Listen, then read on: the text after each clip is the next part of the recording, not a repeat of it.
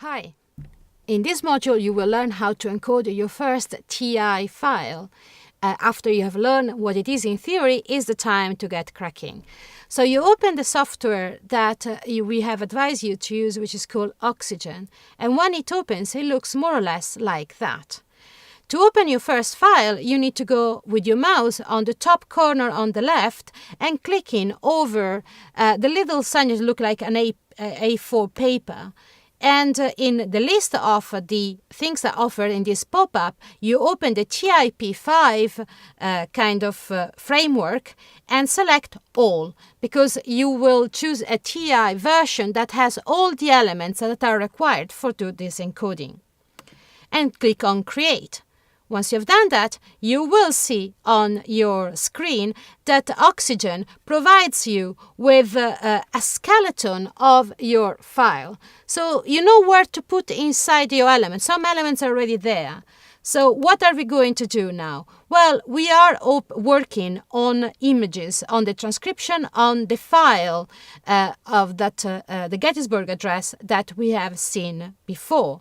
So to open the image from Oxygen, you need to go on the Open folder, and from there you can choose your files from your computer. I open it up and it appears on the right-hand side. Now, while it is convenient to have it on the right, somehow, it's very small, so it's not very easy to see. So you can take this and drag it on top of your file, and this way that it goes on top. And then with the right click of the file, you can say 1 to 1. So we'll get nice and big, so you can actually do the transcription. So now to the bottom part of your screen, inside your element title, you can put the Gettysburg Address. Immediately after the title, we would like to say who is the author. Therefore, I put my mouse after the closing tag of the title, I go to a new line, I open angle bracket, and Oxygen offers to me some options, some elements that I can use in this context. The first is author, which is right, exactly what I want. Double click on top of author, and inside author, so I move my mouse of one step, I type Abraham Lincoln.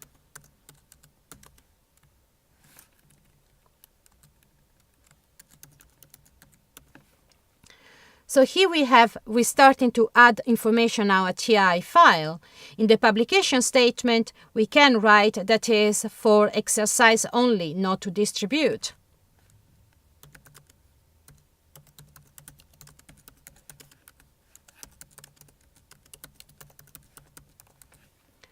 And in the source task area, you see information about the sources, say,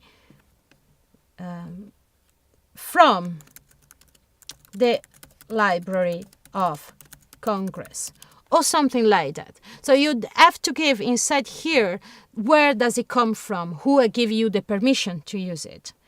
And finally, we start to our transcription. We have done our metadata, we're being good, and now we go in the transcription. You see that Oxygen put a text, body, and a P element. Inside the P element, say some text here.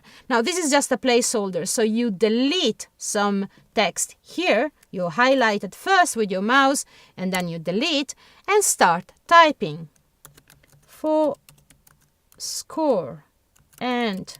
77 years ago,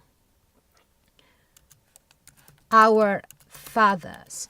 We see we have reached the end of one line, and so we are going to a new line. Mind you that XML is completely ignorant of any time you go in a new line. What you need to do here, in fact, is to put an element to mark at the end of the line, because otherwise it will be ignored. We'll treat it as a white space. And how you add an element? We've seen one before. So you just open an angle bracket, and here you have a long list of possibilities that are offered to you by Oxygen. All the elements that you can use here. Remember, we use the TI all, so we have more than 500 elements to choose from. The element to mark the end of the line, actually the beginning of a line, as we remember, is called LB. So I type L and automatically it moves down in the list. And I can scroll down until I found LB. You see also that there is a pop-up that says line break marks the start of a new typographic line. So Oxygen also offers to you some information, about the element you're about to use. It is the right one, you double click on that, and there you have it. LB is inserted, and it knows it's an empty element because you have the slash in the right place. And then you continue type.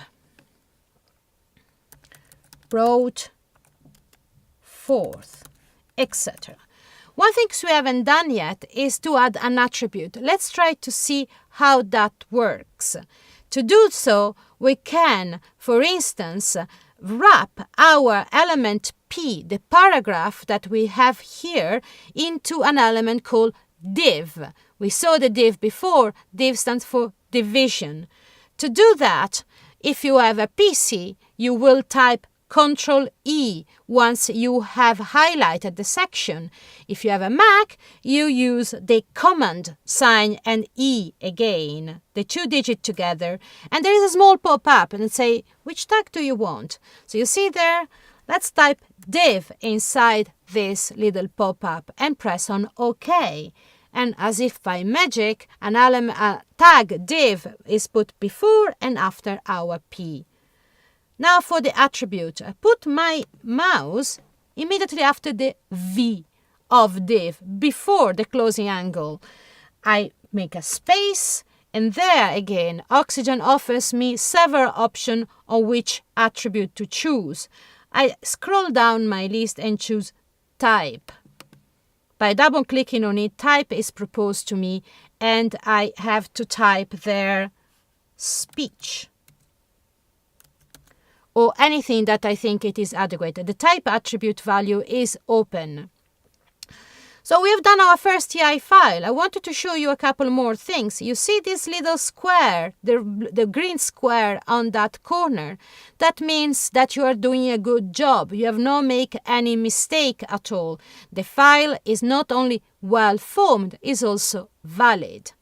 But if you had made a mistake, for instance, let's say you forgot to close your div, and I'm deleting it on purpose to see what happens, immediately you have the green square become red.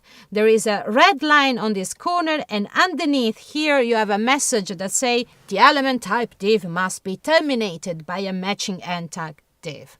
So you see how you can control the correctness of your file. Well, there is just now to finish the transcription, and good luck.